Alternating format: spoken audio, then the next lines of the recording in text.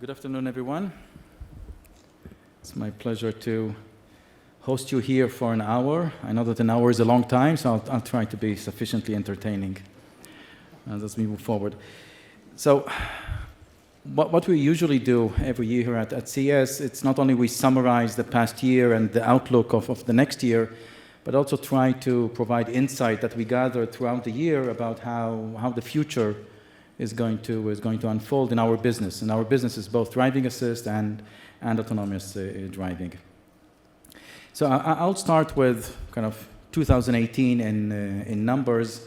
We had a very good year, more or less like the year before it. We had 28 new design wins with 24 OEMs, together with 8 tier 1 partners of us. About 16 of them were in China, so China is becoming a major area for us.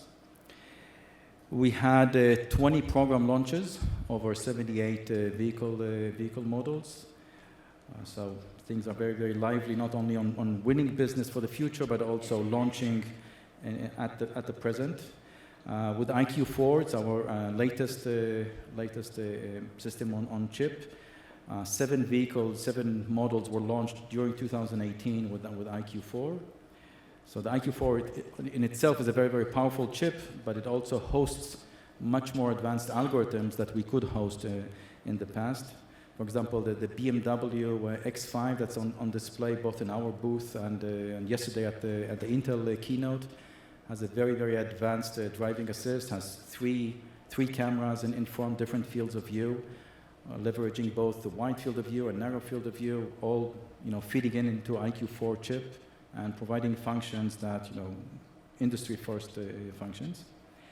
And the last number here is 56 vehicle models that have advanced functions, and then the list of functions is down there. So we're not talking only about basic driving assist or driving assist only to win star ratings. We're talking about very advanced features that are coming into the market, that are generating more and more value to customers beyond safety. And we see here from this number of 56 models that there is significant traction for these functions. Okay, so this is another figure for 2018 is the number of EyeQ chips that we shipped, and we can see that about 42% year-on-year growth from 2017, or if we look back to 2014, and we chose the year 2014, that was the year where we floated the company for an IPO. We see a consistent figure of 46%. And then the total number of EyeQ chips that have been shipped from the past decade is 32 million. So it means 32 million cars powered by Mobileye's technology. Euro NCAP 5 stars. So this year there were about 16 models that received 5 stars. 13 of them had a Mobileye inside. So this shows that our leadership in the driving assist area is as strong as ever. This is the BMW system that I mentioned with the 3 cameras powered by EyeQ4. The kinds of features that we're providing there, vehicle detection from any angle. This is the 3D VD. Motorcycles are also detected in 3D. Automatic emergency braking through turn. So if you're approaching a junction and another vehicle comes oncoming and turns, the system detects it and will provide braking to avoid an accident. Traffic light detection and features around traffic light detection. The system can also estimate relevancy of traffic light, which is a very, very difficult function. And all sorts of junction support using the wide field of view that is also supported by this wide field of view function. The tier 1 partner here was ZF. It was a very, very interesting journey to make this happen. So when we look at how things look into the future, so we'll start kind of in baby steps. With Volkswagen, we have announced moving towards level 2+. So level 2+ is a very interesting notion of what can we do to elevate driving assist if we add map content to the functions. So specifically with Volkswagen, we announced 2 years ago that we'll be using Volkswagen Fleet to harvest data for the maps using our technology called REM.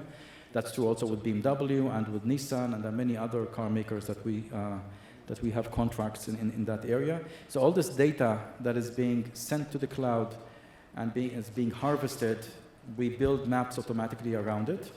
And then the level 2 plus is the idea is that if we can send this map back to the car, how can we elevate driving assist and provide more value? So for example, if you are driving, you're using lane keeping assist, and you're in an area where the lane marks are weak or the lane marks are non-existent because you're on an urban road, the map data still has the drivable path, because that path was driven by many, many cars, and all those cars sent data to the cloud for us doing the map building process. So we can support lane keeping assist even in areas that don't have lane marks. We know about traffic lights. We know when the stop line is located. So you can provide much higher ACC, adaptive cruise control functionality.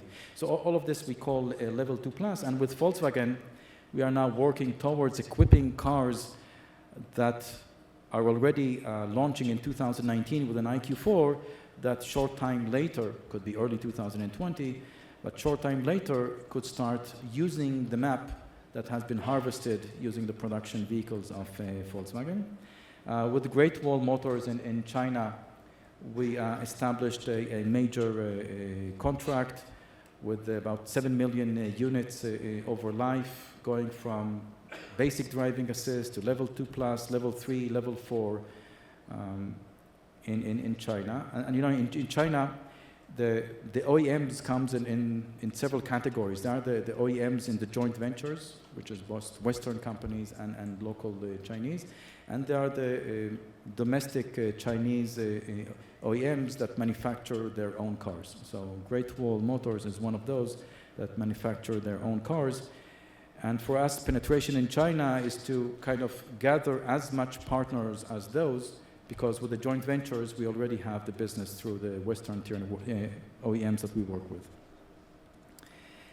If we look about the global trend of driving assist, what we see here is the percentage of points that ADAS is gathering in the car, and you see that it's rising as we look forward in time. For 2016, it was about 13%. 2018, it's about 18%, and it's going up, a projection to 2022 to 26.5%. Means that driving assist is gaining more and more momentum. It's not stagnating in a certain set of functions, and that's it. It's evolving.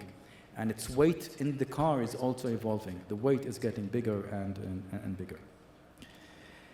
So I think this slide is a very important slide. It's not that flashy, but it contains an important insight that I'll try to provide more details as I go forward with this presentation. It shows our overall strategy. So we have two activities. We have autonomous driving activity, which I'll show you many more examples and more details in this presentation. And we have the driving assistant activity. And as I mentioned before, driving assistance is an evolving domain. And there are two arrows here. One is how driving assist helps us in our activity on autonomous driving, and it's basically component qualification. So for example, if we have a function of pedestrian detection or a function of vehicle detection, it is qualified over so many miles, data acquired by many OEM partners, such that we can reach qualification levels that are really unprecedented in terms of the amount of mileage used in order to qualify those functions. And those functions, now they migrate towards the autonomous driving activity. So this is one arrow. The other arrow, going from autonomous driving back to driving assist, is that any function we develop as part of our autonomous driving activity, we think, how can that be migrated to affect the evolution of driving assist? Now, in driving assist, we have a very, very strong constraint, and that is constraint of cost.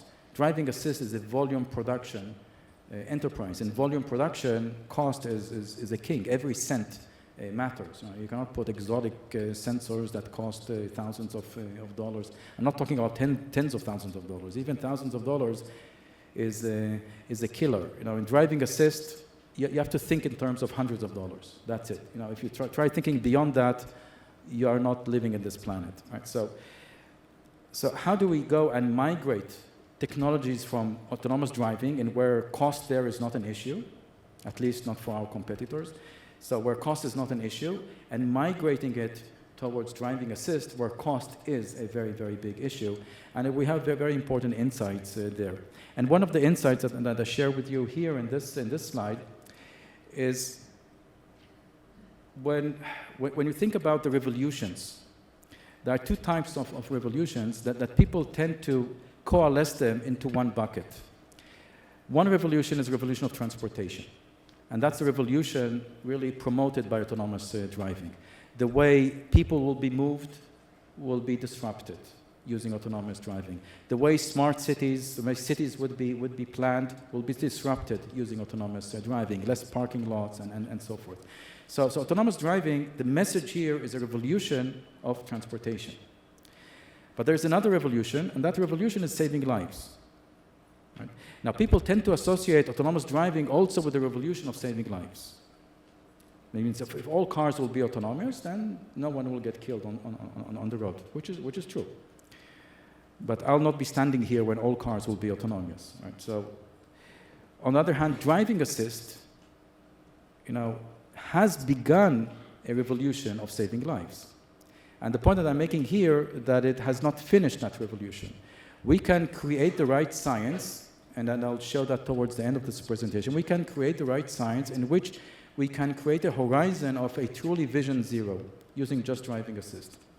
Truly vision zero means that the probability of a fatality, the probability of an accident, if all cars would have that particular driving assist that I'll talk about, will be negligible.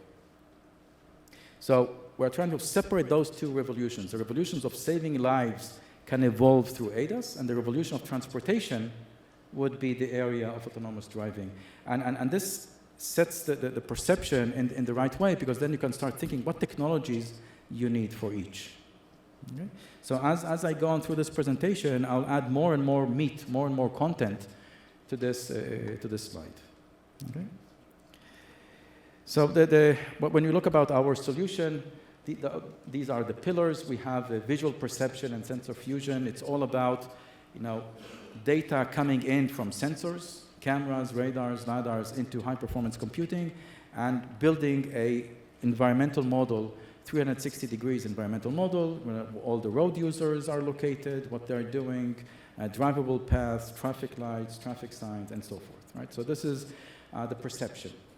Then there's the compute platform. You need compute platform to support this huge amount of computing, and you need the compute platform to be very, very efficient in terms of silicon size, in terms of power consumption, and of course very efficient in terms of cost. Then there is driving policy and RSS. I'll define what RSS is in a moment. Driving policy is all about making decisions. So once the car understands its environment, it needs to make decisions.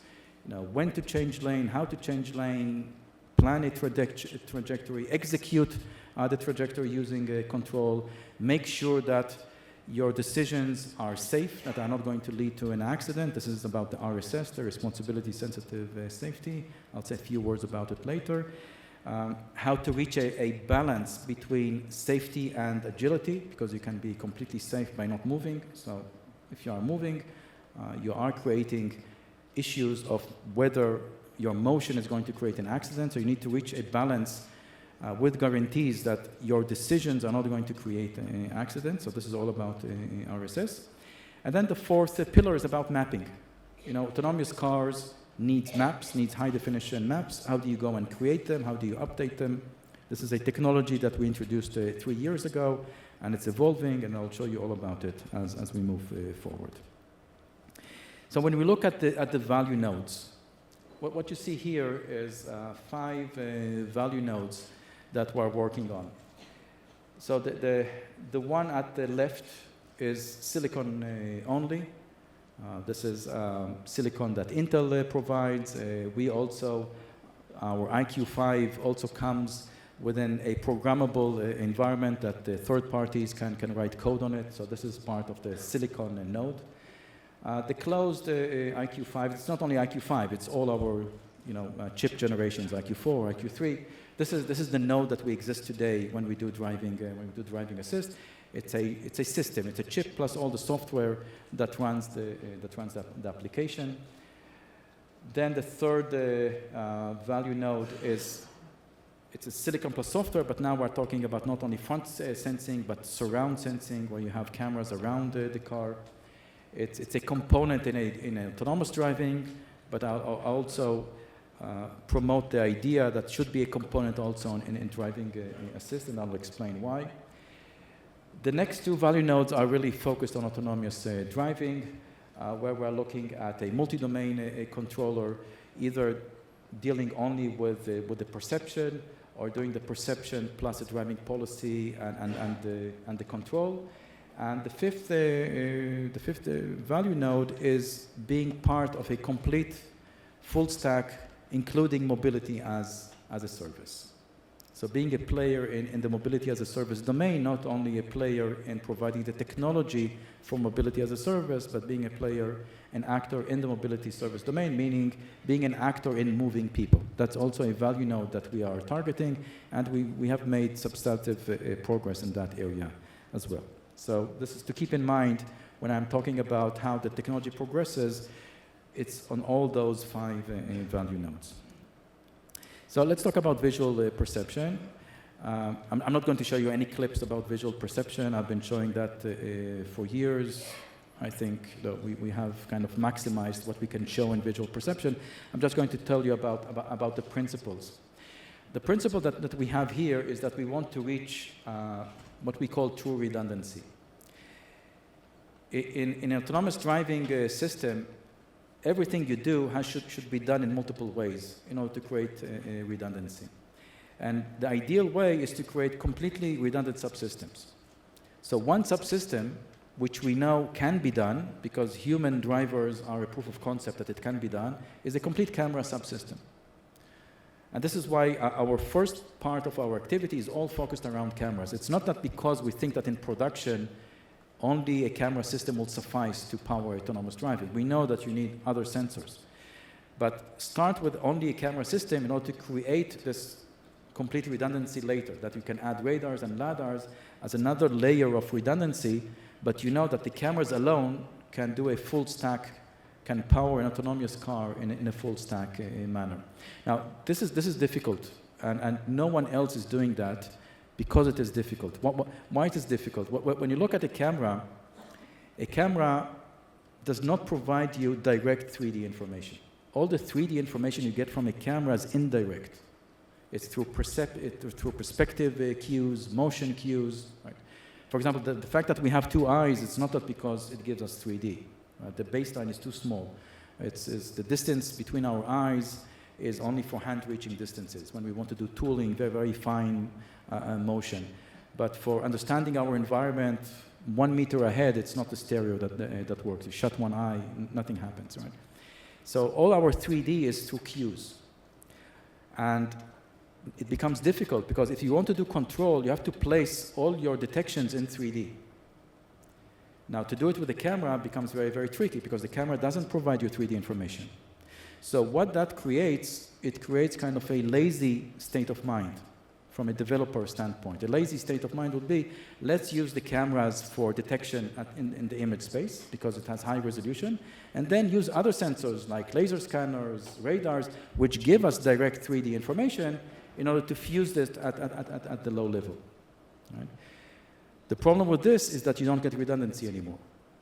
So you really need to tackle the difficult problems. Try to do everything just with cameras. Solve this problem of how do you place things accurately in 3D that is good enough to do safe control and smooth control. And then later, when you're adding radars and LiDARs, you're actually creating true redundancy. So this is our philosophy. It's not that our philosophy is that everything will be powered only by cameras. We understand that you need radars and LiDARs, right? It is how to do it in the right way. So what comes out of it are two things. One, it is going to be the right way to do autonomous vehicle. Second, and even more importantly, this allows us to migrate technologies from autonomous driving to driving assist.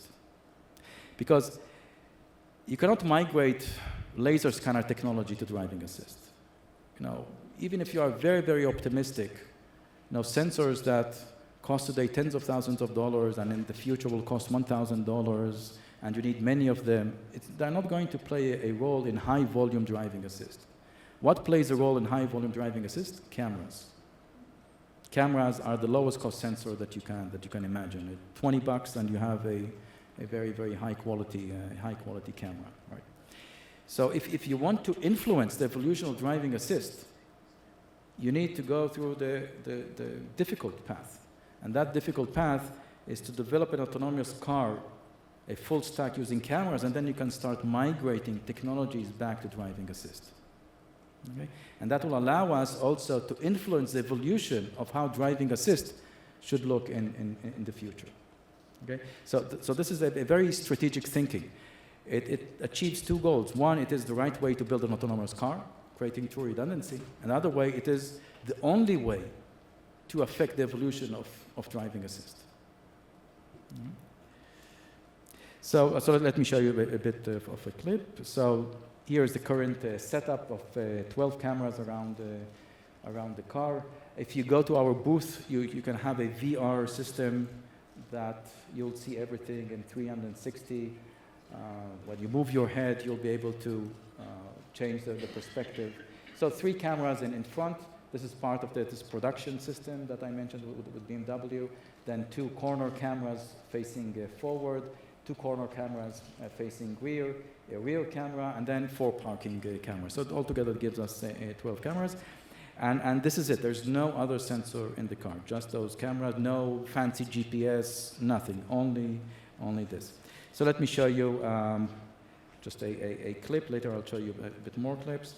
What you see here is inside the cabin, the 3 views on top is what you see from the camera, overlaid all the visual perception on it.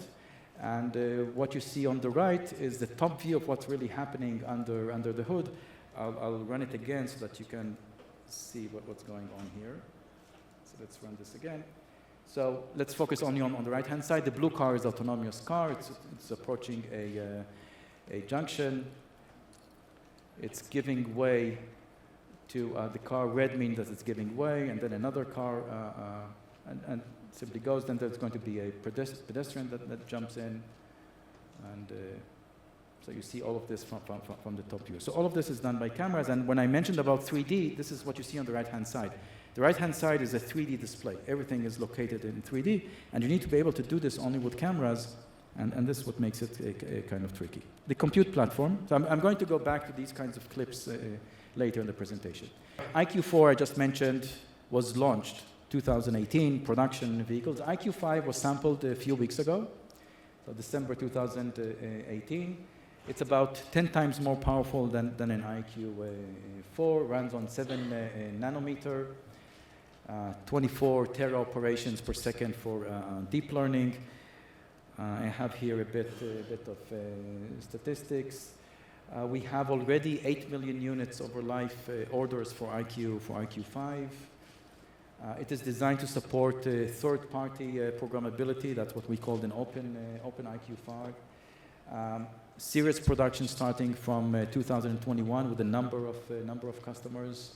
The one that we mentioned in the past is BMW, but we have several more. And it is based on multi-CPU, these are MIPS CPU, and multi-cores, accelerator cores that are the hallmark of design of Mobileye over the years. It's a number of different families. Each family is focused on accelerating a different type of computing. There are also cores accelerating deep learning as part of it. So altogether, it's a very, very powerful chip, very, very low power consumption. And this is our first silicon that is relevant for autonomous driving, but it's designed in a way that's also relevant for driving assist. For example, in those 8 million units that I mentioned before, the EyeQ5 is on the windshield. Okay? None of our competitors, when they talk about their behemoth chips, they don't even imagine that something like this can sit on a windshield. EyeQ5 sits on a windshield. Okay, this is the first board. This is with Aptiv and for supporting the BMW 2021. It's a level 3 system called HAD, Highly Autonomous Driving by BMW. And this is the first board with an EyeQ5. So the EyeQ5 is this silver chip there on the right-hand side. Okay. So, that was perception. So what I talking about perception is what is really our goal, this true redundancy, and this is why we're insisting on developing, a full stack capability for cameras. Right? One is the right way to do autonomous driving. Another way we can migrate back to driving assist. So let's talk about the other component of autonomous driving, and there we see safety and scalability. And when we talk about safety, there's two types of safety. Normally people talk about functional safety. What we are talking about in the next few slides is about nominal safety. How do we design the system in a way that we can provide guarantees related to accidents? So last year I announced our we published a paper around it called Responsibility Sensitive Safety. We have been evangelizing it during the past year, and I'll show you some success on evangelizing it, working with regulatory bodies to standardize it. So what it's all about is how to define in a scientific way the balance between agility and safety. Right? So how to define in a scientific way what does it mean to be careful? Because you can adopt all sorts of definitions of carefulness that are really useless. Right? For example, I can define what it means to be careful in a way that it's not useful, for example, but it seems legitimate. Say I'll define that being careful means that when I change lane, I should not affect the motion of other road users. It seems a completely legitimate way of defining what careful means. I change lane, everybody moves their own speed. They can simply ignore me, everything would be fine. But can you imagine a territory in which this can work? No, really. Even in California, which is kind of the most laid back, when the road is dense, you cannot do that. Right? Somebody needs to slow down when you change lane. So you need to define carefulness in a way that's not only legitimate, but also useful. And this creates a tension. How do you define something that is useful? Because useful meaning that it could be an accident. If somebody needs to slow down and that someone doesn't slow down and there's an accident, what do we do? Right? So RSS is all about defining it in a way that is both complying with the common sense of human judgment. Second, it is useful. It can allow agile driving. And third, it can be implemented in a machine. Implemented in a machine means that when I perform an action, in order to verify whether this action is safe, I don't need to roll out all the future. Rolling out the future meaning that there's a butterfly effect. I'm doing an action, then there's a reaction, then there's another action, another reaction, then there's an accident. And that accident is tied to this innocent action that I did right now. So in order to verify whether my action is safe or not, I need to roll out the complete future, and that's impossible. Right? So you need to define your model in a way which complies with the inductive principle, so that you can make a local decision and know that that local decision will never lead to an accident. So this is all about RSS. I talked about it last year, and you can read all about it. I want to update where we're standing with evangelizing RSS. But first, how is RSS inside the scheme of things? So when we look at driving policy, the way we define it, we break it down into four buckets. The first bucket, we call it a strategic decision. A strategic decision is I want to change lane. That's a strategic decision. Next bucket is a tactical decision. Tactical decision, I already decided I want to change lane. I need to make a decision which vehicle I want to give way and which vehicle I want to take way. And the gap between the vehicle I gave way and the vehicle I'm taking way is the gap that I want to enter. So it's a tactical decision, and this tactical decision can change instantaneously. I decided I want to take way from that vehicle behind me, but that vehicle behind me is not allowing me to take way. So I'm not going to force it. Right? I can create an accident. So I'll change my mind. I'll give it way, and then I'll try again. And so it's something that it's a momentary decision. So both the strategy and tactics, machine learning is a very, very fundamental engine around the strategy and tactics. Then there's the path planning, and the path planning is where RSS is plugged in, and it's meshed into it, such that a path will never be generated such that it will violate RSS. The path will never be generated in a way it would bring the car into a dangerous situation. And RSS defines what it means to be in a dangerous situation. And then the fourth bucket is control. I have already the path. I know that this path is not going to lead me to a dangerous situation. How do I implement the steering and the brakes and so forth such that I implement this path? So let me show you some examples. So all the examples I'm showing is from this 12-camera system. There's no other sensor in the car. And every example, I'll show you also how things look from a drone perspective. So you'll see the agility of things. So let me run this example. One moment, let me go back. So you see that the car is blocking traffic, this car that is stuck there, and all other vehicles are kind of finding their way, changing lanes. And you see our car, this is the blue car with the logo on top of it, is also there, and it's struggling its way and doing it quite in an agile manner. We did a simple experiment. Let me stop this for a moment. We did a simple experiment where we hid the logo and let people view this clip in order for them to identify which one was the autonomous car, and it's quite difficult. It really drives like a human. Now this is from the same, but from inside the car. Let's look at it and then look at it again. So what's really interesting to look is on the right-hand panel where you see things in 3D. So let me run this part again. So before I run it, I'll just remind you the color coding on the right-hand side. So a bounding box, which represents a vehicle. A bounding box is red when the autonomous car decided from a tactical perspective to give it way. A bounding box is green when the autonomous car decided to take away that vehicle. So changing lane is finding a gap between a red and a green. Now you'll see that this decision of what is red, what is green is a momentary decision. It could change its mind because a car that you decided to take way may not allow you to take way, so you need to relent. Okay? So let's have a look. Okay, so have a look at the right-hand side. So the blue car is the autonomous car, so it's giving way to the red car. It was flashing green, but then it flashed red. This green, and now it enters. Okay? And you saw from the video itself that it's really struggling its way, and you saw it also from the drone. It's not an easy maneuver.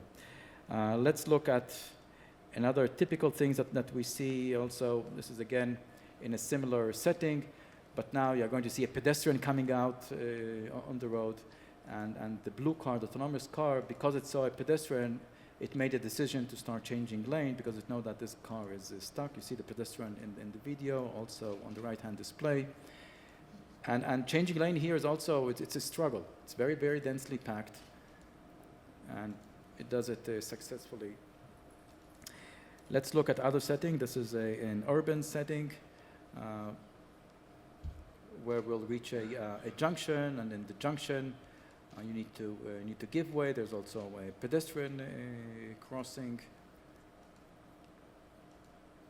The pedestrian will be crossing right now. And the autonomous car continues.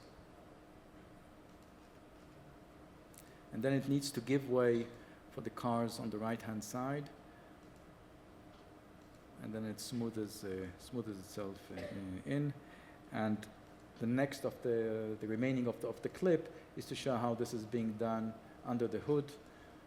You see on the top the videos and the overlays of the perception, both the parking cars and the moving cars, the drivable path information.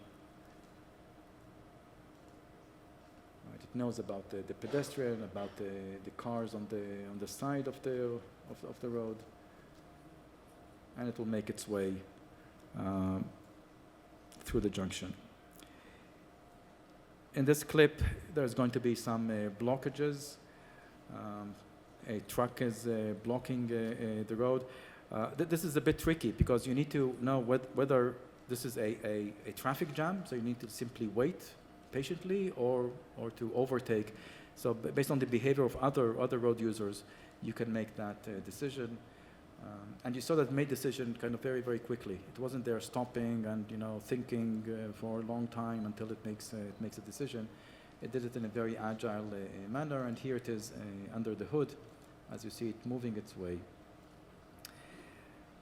I think this is the last one, again from an urban setting. Here it's the other cars need to give way to the autonomous car. So the bus is going there, and then this small car coming in.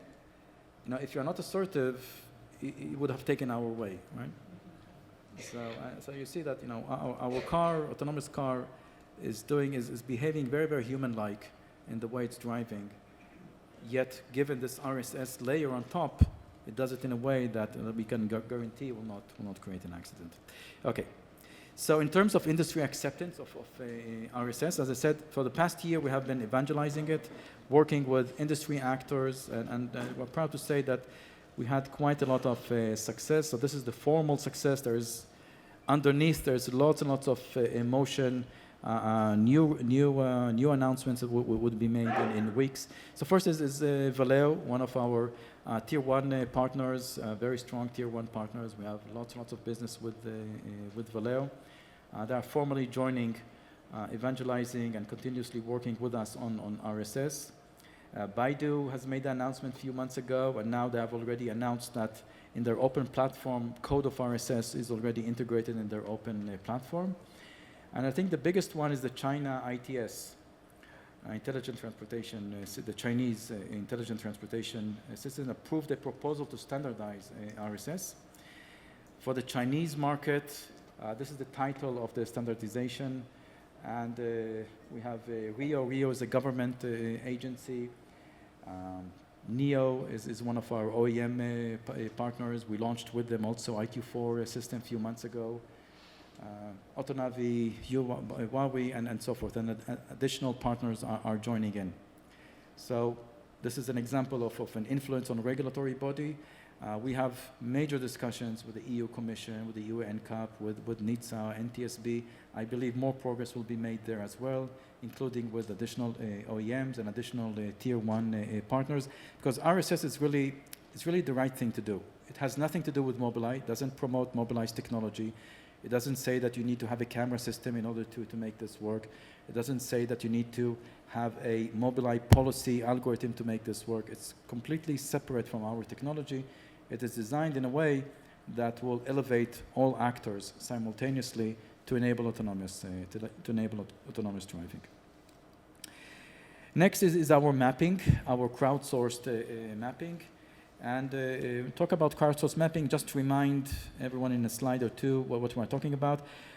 We are leveraging the fact that almost all cars on the road today, new cars, have a front-facing camera, and the majority of them have a Mobileye chip powering that camera. And if the Mobileye chip is an EyeQ4, it means that we have sufficient computing power to add more functionalities, and that functionality is harvesting. We extract landmarks from the scene, we extract lane information, drivable path information, send it to the cloud. In the cloud, we call aggregation. In the cloud, we build the maps, and then we send them back to cars to power level 2+ or autonomous driving. And we announced last year or the year before contracts with Volkswagen, with BMW, with Nissan, and since then we have lots and lots of activity with other car makers in that domain for making sure that the future driving assist systems will have this harvesting capability to send data to the cloud. Here's a clip just to remind how things look like. I'll stop it for a moment. What we see on the left-hand side, all these yellow rectangles are landmarks. So these are landmarks that the system during harvesting sends to the cloud, and during localization in real time identifies from the scene and matches it to the data that is in the cloud that has been harvested. The line information is the map content projected back to the image space.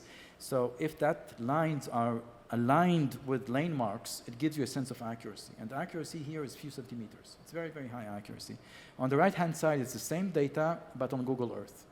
So the circles are the landmarks, and the lines are the map data. So you can get an idea of what this looks like. So because landmarks are sparse, it's not that every frame we're looking for feature points. Landmarks are sparse. It allows us to have a very, very efficient, in terms of bandwidth, process. We're talking about 10 kilobytes per kilometer.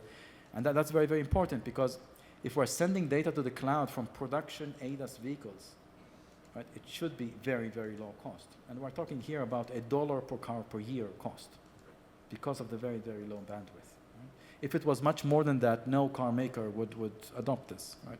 Who's going to pay for all of this? Right? So low bandwidth is also important, because then you need to send maps back to the car.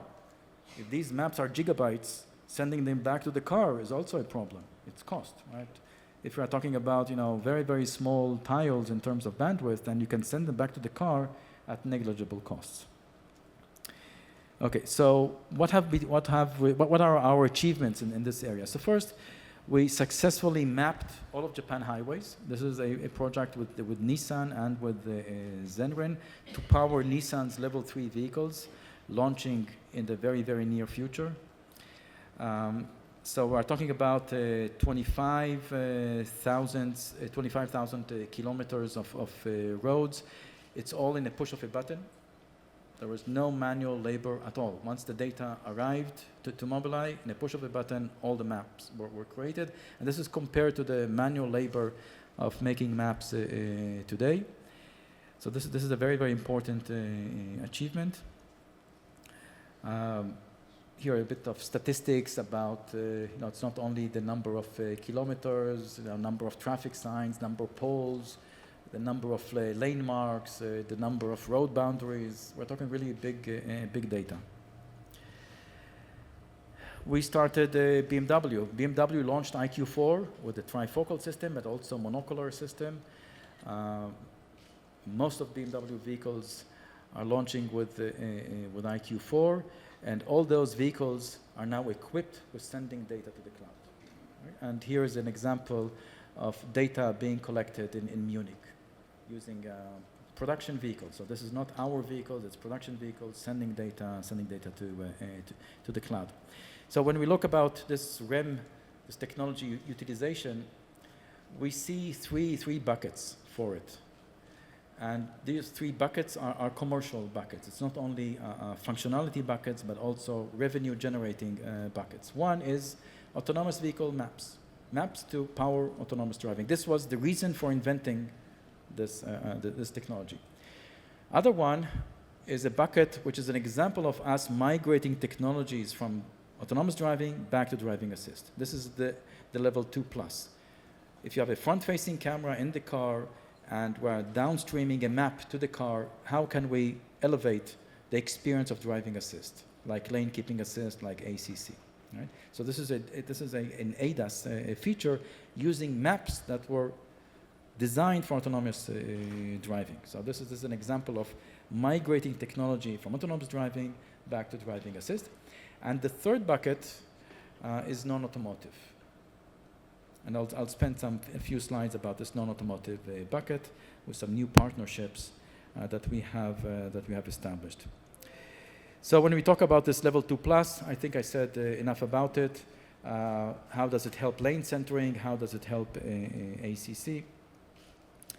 When we're talking about level 2+, it's very convenient also to have a driving monitoring, to have a camera watching the driving, understanding what the driver is doing. The GM Super Cruise was the pioneer in that area, and because of that, they got a very, very nice functionality of hands-free driving. So what we have done in this area, we leverage the fact that our chips are becoming open, are becoming programmable. Here it's an example of a partnership with Eyesight Technologies. They took their IP, their code, and run it on an EyeQ chip. In this case, it's an EyeQ4 but it will also be coded on an EyeQ5, such that when we go and offer an EyeQ to customers, it can come with a driving monitor function by a third party. Let me skip this. When we look back to REM, we have also an aftermarket division who is being gradually pivoted to creating a value node of mapping.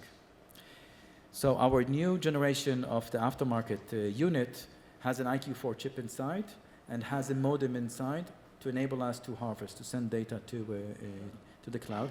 And the aftermarket division has been working with government agencies, with cities all over the world. This is an example of programs that we have in these cities, contracts with government agencies, with utility companies, with map companies, to start putting the Mobileye 8 Connect, which is the aftermarket, to generate data. We're talking about a volume of about 20,000 vehicles on the road generating data.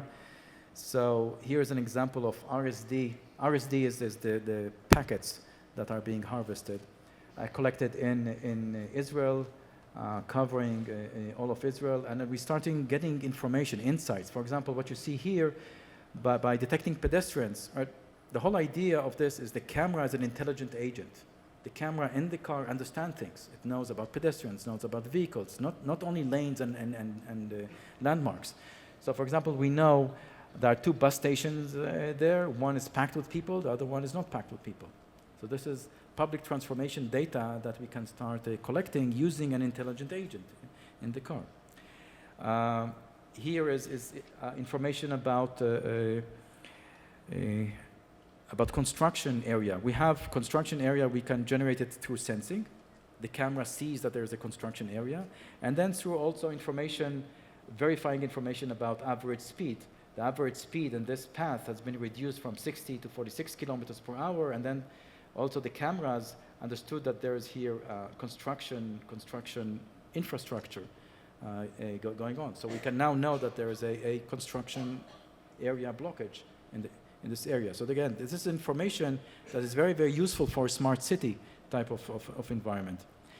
This is data being collected, different areas from New York, from Manchester, Düsseldorf, Munich. Munich is from the BMW production vehicles.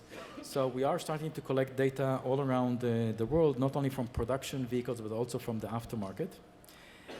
Here's an example from LA, data from LA. It's a clip that will be run. It will be showing pedestrian detection alerts over the day. And it'll be showing this in circles. The bigger the circle, meaning more alerts, and the color of the circle, when the color is more darker, it means that the alerts are happening at higher speeds. So it's a more dangerous type of a pedestrian warning. So if we let this run a moment.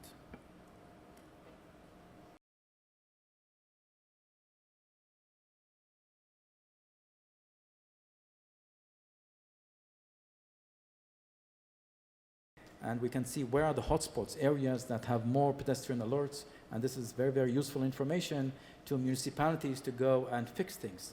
If there's an area that's lots and lots of alerts with pedestrian detection, maybe you add another traffic sign to warn drivers that they should be more careful in that area. In the third bucket of the non-automotive, I'm proud to mention that we have a partnership with Ordnance survey. It's a government mapping agency in the UK, where what we're doing here is using utility fleets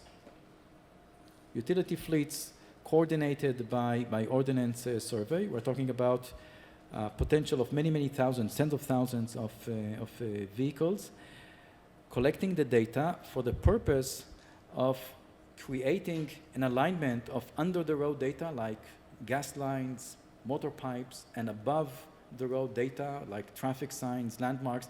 Once you create this alignment, you create very, very valuable information that today is very, very difficult to generate. Because when you go and drill a hole in a road, you need to make sure that you're not going to drill a hole in a gas line or in a water pipe. And we're talking about accuracies of centimeters. But now if you align manholes, you align poles, you align reflectors, and you know their accuracy at accuracy of centimeters, you can then start aligning all the data of underground. And this data is very, very valuable for cities, for utility companies. Right? So here's a clip showing how this would look like. There's no voice here, but in a moment you'll see what are the layers of data that are going to be collected or harvested. Okay, so one is the data that we harvest today, but in addition, manholes, pavement, overhead foliage, signposts, trees, drain coverage, and so forth. So this really implements this long vision that we have, which the camera is an intelligent agent. So let me show you here. Here is a list of all those features that we're going to collect. So it's not only manholes, overhead foliage, overhead cable, trees, street lights, and so forth and so forth. All of this is possible today. Today, computer vision is good enough to detect all these things. And we have already a camera and very, very powerful processor behind that camera, so we can detect all this information. And because this information is sparse, we're talking about very, very low bandwidth information. We're not sending images to the cloud. And in the cloud, cloud computing will go and figure this out. All of this is done on board because of the bandwidth constraint. So on board, the system detects all this data, all this information, the semantic information, and sends it to the cloud. And there, in the cloud, we have our data going to the cloud and then going back to Ordnance surveys infrastructure. Then data is going to be aligned. And this is a very, very valuable information for utility companies. This opens a revenue stream that it's big. I'm even afraid to say what those numbers are until we have a very, very good handle of it. So this is a very, very significant bucket. We're starting with the UK. Of course, we'll also map the UK. Tens of thousands of vehicles. We'll also map the UK for autonomous driving, for level 2+. But in addition, we're creating this new bucket. Going back to our value nodes, let's look at the fifth value node of mobility as a service. So here we're not just an actor supplying technology for a self-driving system. We're an actor who is a member of a mobility as a service, and there are two achievements that we made. One is we announced that a few weeks ago, we and Volkswagen and Champion Motors in Israel created a joint venture to enable mobility as a service, starting in Tel Aviv and then later scaling up to all of Israel, where the commercial deployment will start 2022. Of course, 2019, 2020, there are many phases of this, but the commercial deployment, meaning driving without a driver, is going to be 2022.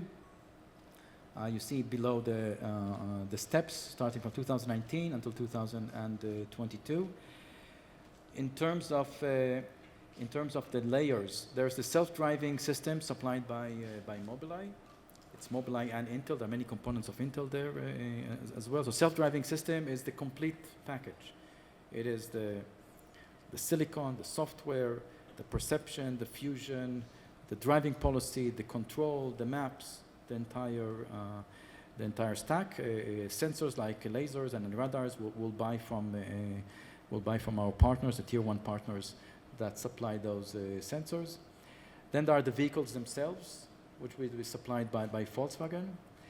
Then there's the fleet operation and fleet control, the charging stations, the maintenance, which would be done by Champion Motors, the third partner in this joint venture. And then the last two layers is about moving people. That's the hailing service will be done by all three actors together. So Mobileye and Intel will be a member or not only of providing the technology, but of a complete stack of a mobility as a service. We have a similar achievement that we announced yesterday with Beijing buses. It's the biggest bus company in the world, and we're creating a similar venture like the one with Volkswagen in China with buses. Let me show you a clip from the CEO of Beijing buses. 女士们、先生们，大家好，我是中国北京公交集团总经理朱凯。今天很高兴能够以远程视频的方式与大家共同见证北京公交集团与摩拜的合作。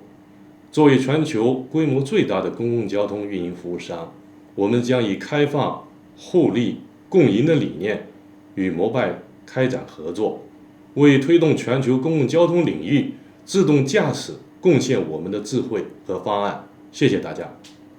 各位来宾，大家好，我是北泰机电的陈清。我们非常荣幸能与 Mobileye 和北京公交集团进行战略合作，共同推动在公共交通领域客车自动驾驶的商业化运营。在此预祝 Mobileye、北京公交和北泰机电的合作结出丰硕成果。谢谢。So the CEO of the Beijing buses. So the last two slides, and I'm finishing. You know, remember at the beginning, I said kind of the insight is that we can evolve driving assist much more than where it is today. And the question is how can we do it in a way that we can provide guarantees? So when we look about driving assist today, now we have several functions. All of them are very, very good functions like AEB, emergency braking, lane keeping assist, also stability control, electronic stability control that prevents the car from skidding. What we notice is that AEB and lane keeping are emergency functions.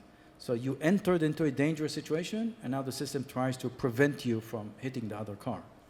On the other hand, stability control is a preventive system. It prevents you from skidding in the first place. It's not that you entered into a dangerous situation and then it acts in an emergency way. It kind of prevents. Would be nice is to combine all those three systems into one preventive system, such that your car would never allow you to enter into a dangerous situation to begin with by gentle longitude and lateral braking, because most people don't feel that they are constrained when they have an ESC system. Most people will not feel constrained when the car would gently brake in order to prevent them entering into a dangerous situation. And if you are a race driver and you must feel everything, then disconnect it, right? So the question is how to do this in a way in which you can provide guarantees. And this is what we noticed is the RSS is really providing us the ways to do it. So this is a paper we released last week. What the paper talks about is the following. When we introduced RSS, we talked about a very specific braking profile, a robotic engine braking profile. So now we extended RSS to handle any braking profile, so that with any braking profile, you can then define what it means to be in a dangerous situation. And then we introduced a braking profile, which is jerk-bounded. Jerk is the derivative of acceleration. So it allows you to do gentle braking and not emergency braking, and then integrate that into the definitions of RSS. And we also, in the paper, we provided all the math necessary to go and implement it. So what does that mean? It means that if every car had surround sensing so that you can understand all around you, and surround sensing with cameras is enough because we're talking about a preventive system where the driver is in control of the vehicle. We can take all the guarantees of RSS and apply them to ADAS. The guarantees of RSS says that if all cars are equipped with this system and there are no perception mistakes, there will be no accidents. And we can guarantee it mathematically. So what this gives us, it gives us a horizon, an achievable horizon. Now, building vehicles with surround cameras is not far stretched. Today, many vehicles come with parking cameras. Adding 2-3 more cameras, we can envision a system like this where a total cost is hundreds of dollars. And we can envision regulatory bodies like Euro NCAP and so forth evangelizing it, incentivizing it through star ratings like they did with AEB. But now there is a very clear horizon, and that horizon is guaranteed through the RSS. If all cars would have it, there'll be no accidents. Or the accident probability of an accident will be malfunction of hardware, malfunction of the sensing system, which are all, likelihood is a fraction of a percentage.